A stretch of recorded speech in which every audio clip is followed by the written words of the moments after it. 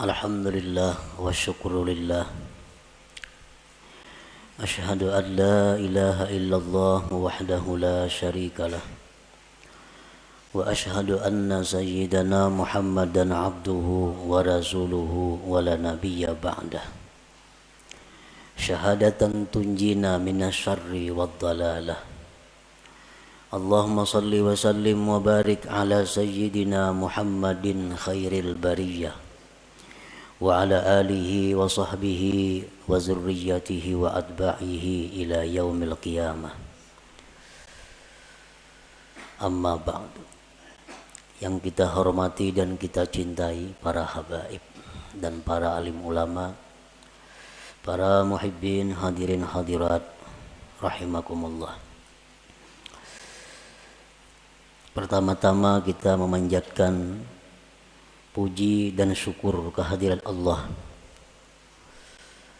yang selalu memberikan kita nikmat, memberikan kita berbagai macam kemudahan untuk beribadah dan mengabdi kepadanya. Salawat dan salam kita haturkan kepada junjungan kita Nabi besar Muhammad sallallahu alaihi wasallam dan kepada seluruh keluarga, para sahabat, zuriat dan pengikut beliau sampai hari kiamat nanti. Para muhibbin rahimakumullah, al-hikmatu tsaniyah min al-hikamil ataiyah. Qala al-imam al-arif billah Ahmad ibnu Athaillah rahimahullah wa nafa'ana bi ulumih. Iradatu kat tajrida ma'a iqamatillahi iyyaka bil asbab minasyahwatil khafiyah. Wa iradatukal asbaba ma'a iqamatillahi iyyaka bit tajrid inhitatun anil himmatil aliyah. Hikmah yang kedua daripada al-hikam, berkata al-imam al-arif billah Ahmad bin Athaillah, bermula menghendakinya engkau akan tajrid serta menempatkan Allah akan engkau pada asbab, maka yang demikian itu merupakan keinginan jahat yang tersembunyi. Dan menghendaki engkau akan asbab serta menempatkan Allah akan engkau pada tajrid, itu merupakan penurunan daripada himmah yang tinggi. Nah, itulah hikmah yang kedua daripada Al-Hikam Ibnu Athaillah. Para muhibbin rahimakumullah, Allah subhanahu wa ta'ala berfirman dalam surat Az-Zariyat ayat 56, wa ma khalaqtul jinna wal insa illa liya'budun. Artinya, tidaklah aku menciptakan jin dan manusia melainkan untuk beribadah kepadaku. Ahli tafsir yang lain ada mengatakan melainkan untuk mengenalku. Jadi artinya bahwa kita ini dijadikan oleh Allah untuk beribadah. Untuk beribadah. Itulah tugas kita ada di muka bumi ini.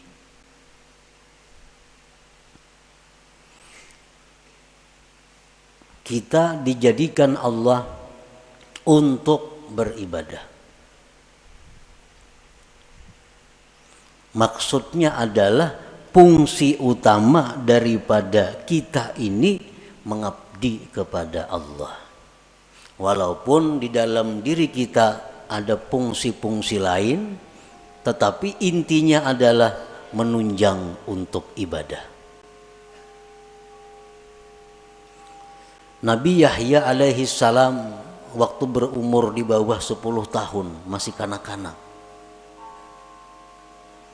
Beliau berjalan dari rumah ke Baitul Maqdis, dari Baitul Maqdis ke rumah, masih anak-anak. Dibawai, diajak oleh kakanakan.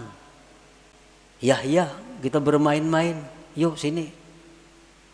Nabi Yahya menjawab, ma khuliqtu lihadza. Aku tidak dicipta untuk bermain-main. Ini seorang anak kecil yang sudah mengerti tentang kejadian dirinya. Dibawai bermain-main, dijawab ma khuliqtu lihadza. Aku tidak dicipta untuk ini. Karena manusia adalah dicipta untuk beribadah. Artinya bukan kada boleh kita berdagang, bukan kada boleh kita bersenang-senang, bukan kada boleh kita istirahat, bukan kada boleh kita berusaha, kada. Boleh itu. Tetapi apabila sampai masanya ibadah, kembali kepada ibadah. Kegiatan apapun, usaha apapun, pekerjaan apapun, bila sudah tiba waktu ibadah, mesti ibadah. Nah, itu menunjukkan bahwa kita ini dicipta untuk ibadah. Dan itu menunjukkan kita adalah manusia yang sihat, manusia yang sempurna akalnya. Artinya apabila kita ini asik bekerja, asik bermain, asik bersenang-senang, tanpa memperdulikan waktu ibadah, itu menunjukkan ada kesalahan di dalam jiwa kita. Ada error dalam diri kita. Ada salah yang mesti dibaiki. Asik berdagang, kada tahu hukum Allah halal haram. Asik berdagang, kada tahu waktu sembahyang, terus berdagang, bertani, bekerja, ibadah dilupakan.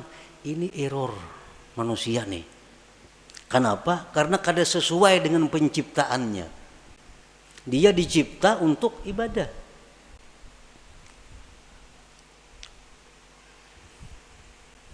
Pernah kita contohkan untuk lebih mudah mengerti dengan handphone, HP. HP itu dicipta fungsi utama untuk apa? Untuk komunikasi. Itu utama. Untuk bepandir kawan di sini lawan jauh di sana. Itu fungsi utama HP. Tetapi di dalam HP itu ada kamera. Dalam HP itu ada pemutar lagu. Dalam HP ada kalkulator. Dalam HP ada permainan. Itu hanya sebagai penunjang. Tapi intinya adalah untuk komunikasi. Nah, sebuah HP yang baik. HP yang baik nih. Kita mutar lagu, mengaji umpamanya. Putar mengaji. Datang panggilan dari jauh datang. Ampihnya mengaji HP, ada panggilan ya. Putus lagu, putus apapun putus, panggilan datang. Karena HP ini fungsi utama memang untuk panggilan itu. Fungsi utama untuk panggilan. Rahatan menghitung kalkulator di HP. Masuk SMS, pajah kalkulatornya. Timbul pesan masuk ya. Karena fungsi utama HP memang itu, komunikasi. Nah, bila HP kita demikian, berarti baik HP-nya. Baik ini HP. Tapi apabila kita asik memutar lagu, putar lagu, panggilan orang kada masuk lagi, SMS kada masuk lagi, aur lagu harus berbunyi, ini HP error. HP ini sudah kada beres lagi. Kenapa? Panggilan orang kada masuk karena memutar lagu. memeriksa gambar, kada masuk lagi panggilan-panggilan orang. Ini HP sudah perlu dibaiki. Dan HP ini murah, rusak. Murah nih HP. Bilang kada berharga lagi. Karena fungsi utamanya kada berfungsi. Nah demikian manusia yang sibuk dengan pekerjaan tanpa menghiraukan ibadah.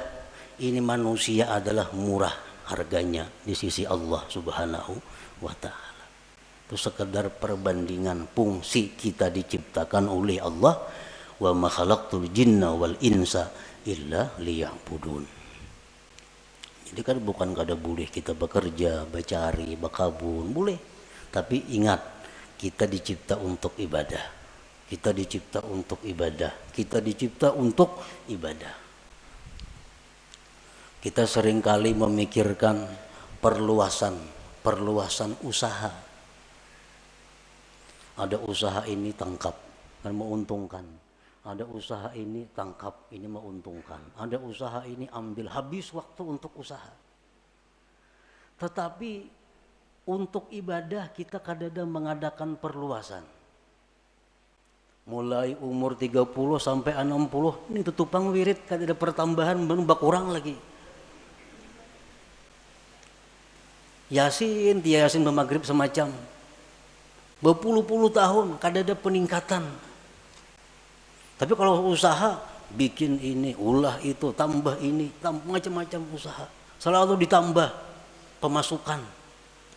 Tetapi pemasukan ibadah kita berkurang. Makin tua makin kurang, makin tua makin kurang. Nah ini error juga nih. Ini error juga.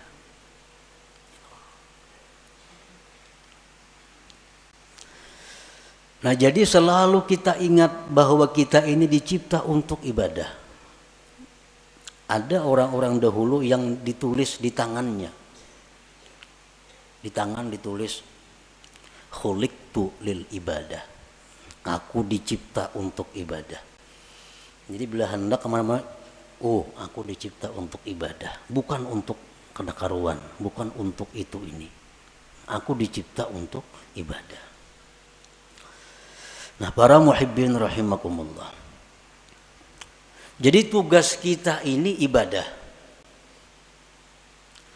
Kita tidak bisa beribadah kepada Allah tanpa ada sarana dan prasarana.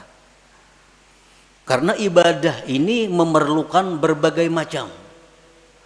Ibadah memerlukan kekuatan tenaga supaya bisa bergerak.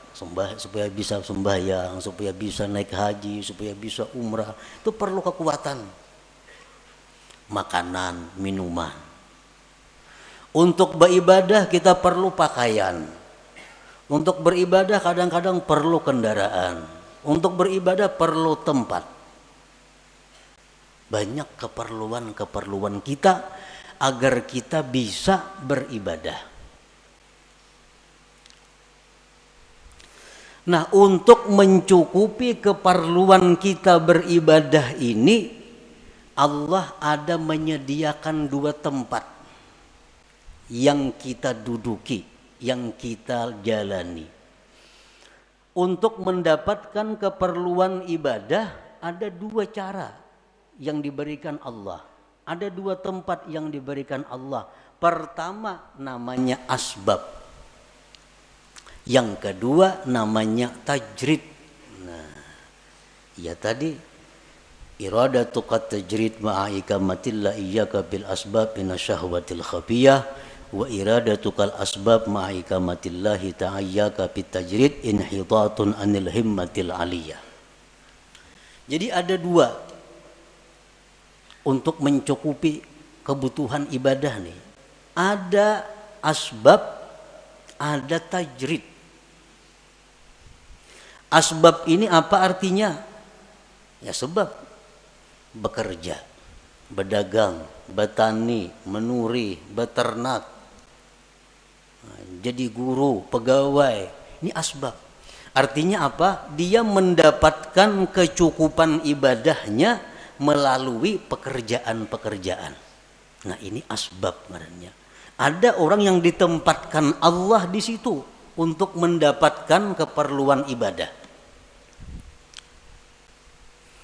Inya menure lebih sukan hanya kau masak, berdagang kayak hanya nukar baju, berdagang hanya kawan nukar ini untuk ibadah. Ada orang yang ditempatkan Allah di situ. Nah yang kedua, ada orang yang ditempatkan Allah di satu makam namanya tajrid. Ini orang dalam rangka mencukupi keperluan ibadahnya kada perlu berusaha. Dia telah dicukupi. Contohnya warisan banyak. Banyak isi warisan. Ini kada becarian. Bulan ini datang nang saham di anu. Bulan akan datang nang di anu. Di rumah aja begana, datangan duit ke rumahnya. Nah ini orang ditempatkan Tuhan di makam tajrid ngarannya. Kan ada ya kalau kayak itu orang. Nang kada bausak betoko kada, beternak kada, betani kada, apa kada. Tapi duit banyak beisi datangnya, sarabanya ada, beribadah apa kawa. Nah ini ngarannya di makam tajrid, diandak Tuhan orang ini. Nah para muhibbin rahimakumullah, apabila kita ditempatkan Tuhan di makam, di tempat yang namanya asbab, nah lalu kita hendak berpindah ke makam tajrid, aku ampih dah berdagang, ampih bahuma, ampih menurih, aku hendak beribadah aja lagi. Dagangan semuaan tutup habis kada lagi. Aku hendak beribadah. Duit nak datang-datang kada-kada tersarah. Pokoknya aku beribadah. Nah, ini orang keinginannya jahat yang tersembunyi. Nah, ini orang ini ada kejahatan yang tersembunyi. Kenapa? Karena Tuhan menempatkannya di tempat namanya asbab. Hendak berpindah, hendak di rumah aja begana lagi, pasar kada turun lagi. Nah ini orang ada syahwat khafiyah, ada keinginan jahat yang tersembunyi. Orang yang selama ini duduknya ditempatkan Allah di makam tajrid, sudah nyaman nih, tiap bulan ada kiriman, tiap bulan ada, kada pernah talantar memakan pakai apa cukup. Berpikir nukar kabun, anak bakabun lagi na aku nih. Nah, anak bakabun, padahal bertahun-tahun dak begana di rumah aja, beribadah gawian datang duit. Kalinya membuka kios di muka rumah. Nah, membuka kios. Ini ngarannya inhitat minal himmatil aliyah. Ini turun tingkat ngarannya. Turun ini. Ada penurunan himmah yang tinggi. Inhitatun minal himmatil aliyah. Nah, para muhibbin rahimakumullah.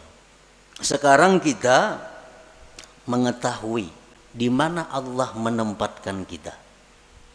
Ini yang perlu kita tahu. Apakah Allah sekarang ini menempatkan kita di satu tempat yang namanya asbab untuk mencukupi kebutuhan ibadah kita? Ataukah sekarang ini Allah sudah menempatkan kita di makam tajrid untuk mencukupi kebutuhan ibadah kita? Ini perlu diketahui. Tandanya orang-orang yang ditempatkan Allah di makam asbab, nang berdagang, bertani, bekerja. Tandanya orang yang direstui Allah untuk itu. Ada 6 tanda. Bila 6 tanda ini ada pada kita, berarti kita direstui Allah duduk di situ. Jangan hendak pindah ke makam tajrid, ke makam nang kada berusahaan lagi. Tetapi bila mana 6 tanda ini ada sesuatu nang kada kita miliki, kada bisa kita dapatkan, berarti itu isyarat kita mesti pindah kepada makam tajrid. Nah, demikian pula sebaliknya, makam tajrid. Apakah dia di makam tajrid ini sudah diridhai Allah? Ada tandanya. Bila tandanya ini kada pas, berarti itu isyarat agar pindah kepada asbab berusaha. Nah, sekarang kita mengetahui apakah usaha kita ini diridhai Allah. Bila diridhai Allah, ini tarusakan aja berusaha. Jangan berampi-ampi sampai mati berusaha. Sampai mati. Jangan berampi-ampi kalau memang di situ diridhai Allah. Nah, tandanya apa? 1. Husulul kifayah wal muasah lil fuqara wal masakin. Pertama, usaha kita yang kita jalankan selama ini cukup untuk keperluan kita dan bisa membantu orang lain. Dagangan kita, usaha kita, hasilnya itu cukup untuk kebutuhan kita, bahkan bisa membantu orang lain. 1. Yang kedua, la yulhihil asbab an zikrillah. Usahanya yang selama ini dia jalankan kadang melalaikan dia daripada zikrillah. Sembahyang berjamaah nyakawa. Ini tokonya parak masjid. Yang berjamaah kawa. Ke pengajian aktif, kada terganggu. Baca Quran sekian juz sehari kawa. Usahanya kada mengganggu dia daripada zikrullah. Nah, ini tanda yang kedua. Tanda kita ini diridai Allah dalam kedudukan berusaha. Yang ketiga, la yajurruhul asbab ila ma harramahullah. Usaha kita ini kadang menarik, membawa kepada yang diharamkan Allah. Nah, usaha kita nih kadang menarik kepada sesuatu yang diharamkan Allah.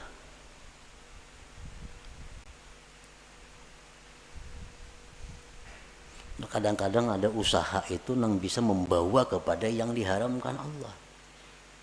Ini kada usahanya ini murni, kada membawa kepada yang diharamkan Allah. Satu contoh, sekarang ada usaha. Nah, kita kada kawa berusaha itu kalau kada membuka rekening di bank. Contohnya, karena perusahaan-perusahaan tuh nya kada hakun kita berkirim duit lawan sales nya kada percaya. Jadi kita ini mesti maulah rekening maka di bank. Nah, maka di bank nang berbunga banknya, lain bank nang kehendak kita kada bank nang ditunjuk inya. Itu ada bunga dapat kaina kita dari simpanan kita, karena mulah rekening pasti ada menabung. Ada mau liur basi aja bulah rekening itu ada duitnya. Nah, hendak berusaha ini mesti membuka rekening di bank, maka bank ini riba. Mau kada mau riba. Ini ngarannya sudah membawa kepada yang diharamkan.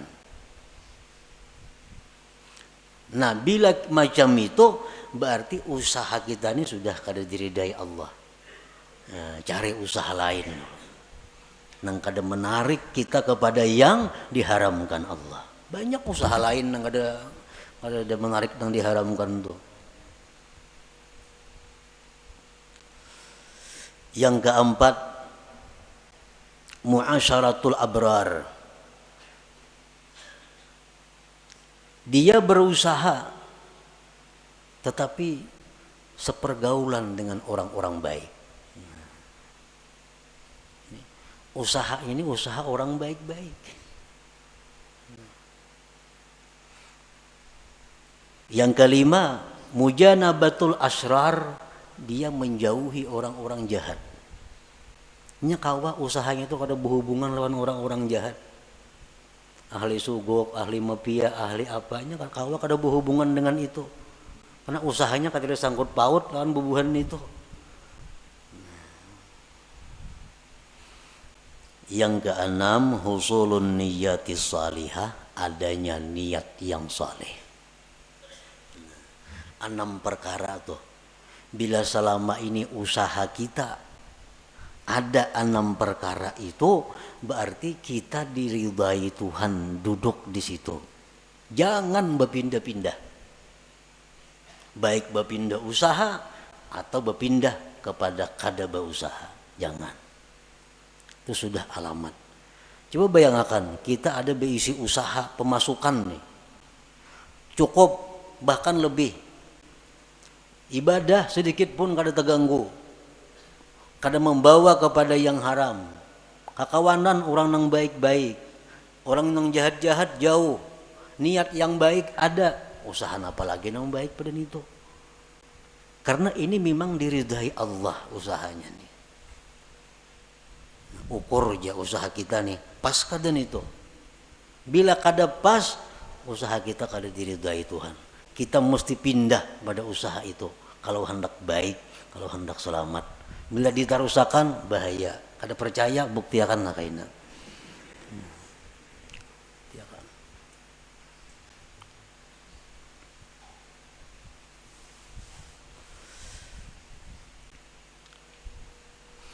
Kalau kita berusaha macam-macam dah usaha dicari, kada mau cocok. Berusaha ini gagal, berusaha ini gagal, cari usaha ini kada mau baik juga berusaha, macam-macam cara sudah. Ada yang baik, cuma ada haramnya. Ada yang baik, cuma di lingkungan orang-orang jahat. Ada yang baik usaha, cuma kada kawasan bahaya, ngeriput.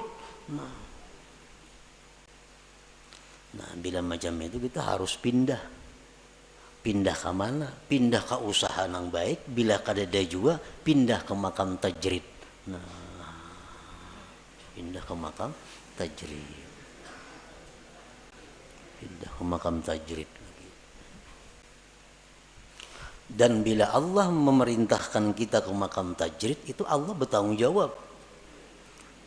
Kada pacang kelaparan kita ada. Ada pacang susah, ada. Karena ini Allah yang memindahkan kita ke makam tajrid. Kalau kita berpindah seorang, nah itu bahaya. Bahaya. Para muhibbin rahimakumullah. Jadi hikmah ini adalah untuk kita jadikan petunjuk, jadikan jalan untuk diri kita. Apakah selama ini kita sudah duduk di tempat yang direstui Allah? Munnya kada, jangan bagana, pindah, cari tempat nang dimana Allah restu ridha kepada kita. Nah, selanjutnya al-hikmatus salisah, hikmah yang ketiga. Ila hadratin Nabi sallallahu alaihi wasallam, al-Fatihah. A'udzubillahi minasyaitonir rajim. Bismillahirrahmanirrahim.